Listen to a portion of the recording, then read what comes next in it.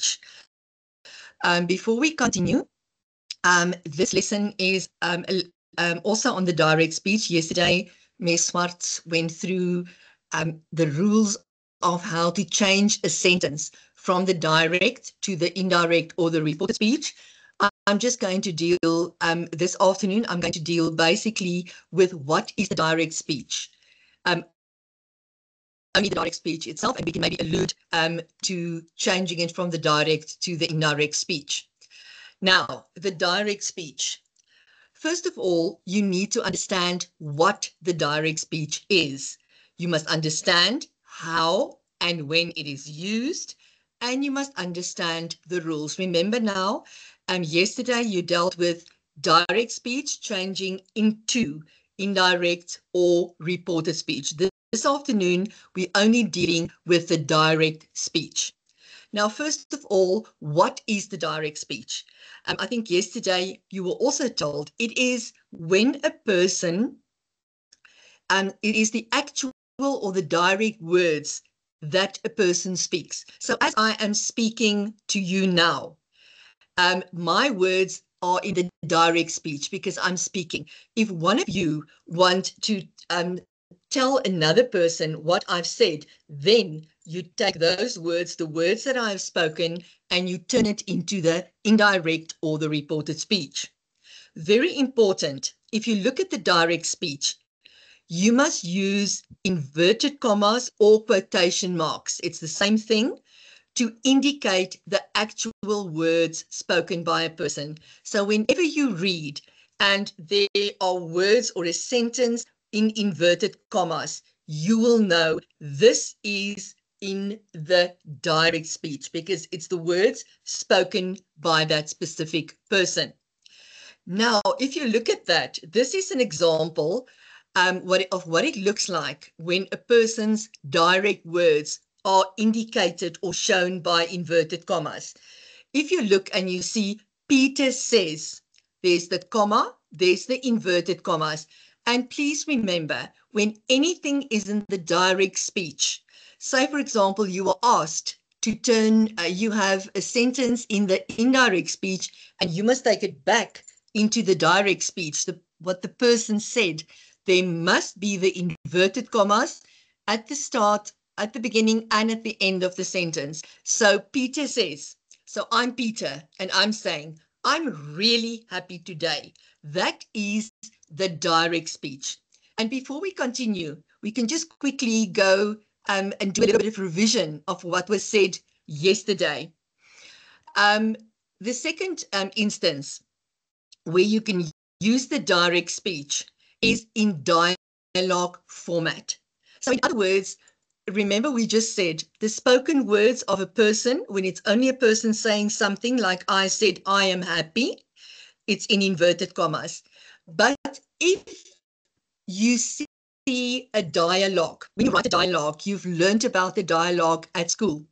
If something is written in the dialogue form, you don't use the quotation marks or the inverted commas. Because remember now, a dialogue means two people talking to one another. So your speaker will be Peter. Peter says, I am really happy today. But do you see there are no inverted commas because it's in a dialogue format. So there could be another speaker, Jenny, with underlined, colon, everything. And Jenny will say, I am also happy today. So that does not require inverted commas or quotation marks to show that it is the words spoken by the person. You'll see on the left-hand side, there are two people talking, and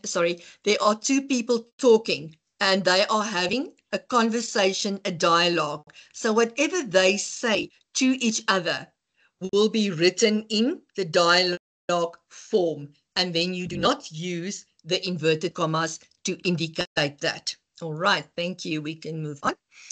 All right, the third instance in which the direct speech, where you can also see it is the direct speech, and it's not in inverted commas, is words spoken by or in a speech bubble. So when you have a cartoon strip, you always see that the characters have got these little circles with the pointy circle. And that shows that whatever is in that speech bubble is what the person is saying directly. So the same here. There's your speech bubble on the right-hand side. There's Peter sitting. What does Peter say? I am really happy. So do you see it goes right through? I am really happy is what Peter says. In the first instance, it was just Peter says and his direct words, and that must be indicated in inverted commas.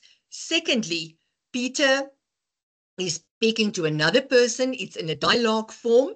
Then Peter says, I am really happy. And then the second person will say whatever they want to say. That is in the dialogue form.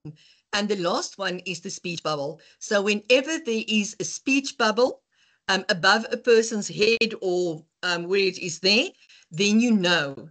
You don't need inverted commas or quotation marks to show that it's the person's direct words, because it is in the speech bubble. All right. Okay. Now a few rules to remember. There you see the little light bulb. Aha, what must I remember? The first word within the quotation marks must be in capital letters. So when you indicate the direct speech in inverted commas, remember, John says, comma, inverted commas. The first word after the inverted commas, please remember, it must be in capital letters.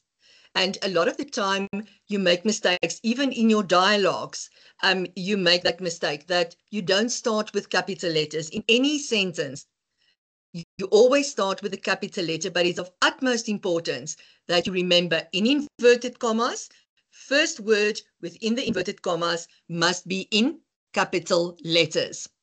The second one, before you open or close the quotation marks, you always have a punctuation mark. So the example that we had in the first slide, Peter says, comma, inverted commas, capital letter, I am happy, full stop.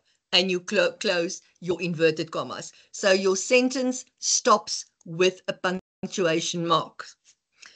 Right, I'm nearly done. Just in conclusion, these are examples of what we've just spoken about. In the first two sentences, you see Mary said, comma, inverted commas, or the quotation marks, the I, the typed I, it's a capital letter. You can't have the I with a little dot above it. That is a small letter. So it is cold today, full stop, close the inverted commas. Now, when you ask a question, remember, when you ask a question or you write a question down, can I say, always remember there must be a question mark. So Mary asks, comma, inverted commas, is it cold today? Question mark, and then you close your inverted commas. So please remember, start with a capital letter, you end with a punctuation mark.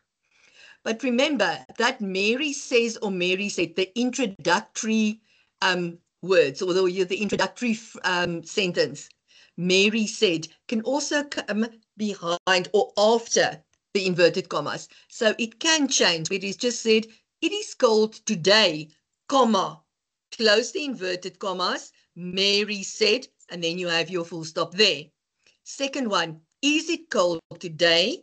Question mark, close your inverted commas, Mary asked. So please remember that it is important that when you look at, for example, in an exam, if it says turn the following or rewrite the following sentence in the indirect or in the reported speech, look out that you look at your introductory verb. Mary said or asks that. Remember that you did yesterday. That will tell you how you are going to change what is between the inverted commas. So please always remember when you turn something from the direct to the indirect speech, you change only what is between the inverted commas.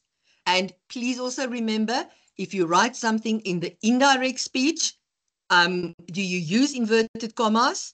A definite no. It's not the person's direct words any longer. Right. Thank you. Right. That is basically the end of my presentation. Thank you very much for joining. And please remember that everyone who joined must please complete the attendance register. Before I finally send off, I just want to make sure and recap quickly. Remember, you've got direct speech and then you've got your indirect or your reported speech. Your direct speech is what the person says, the direct words. How can it be indicated? In your inverted commas, in a speech bubble, or in a dialogue format. When you change any direct speech to an indirect, please remember you only change what is between the inverted commas.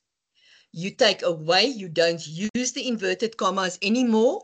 And also, just to recap what was taught to you yesterday, always look at that introductory verb, Mary says or Mary said, because that thing, if it is in the present tense, only your pronouns will change in the reported speech. I can become he or she, they can we can become they or them. But the important one is when that word, that introductory verb is in the past tense, asked or said, there are many things changing. Your pronouns change, your verbs go back one step into the past, and also words like yesterday, tomorrow, all those words change as well. So I hope you understand the direct and the reported speech now. Learn hard and remember, practice makes perfect. Thank you very much for joining us today.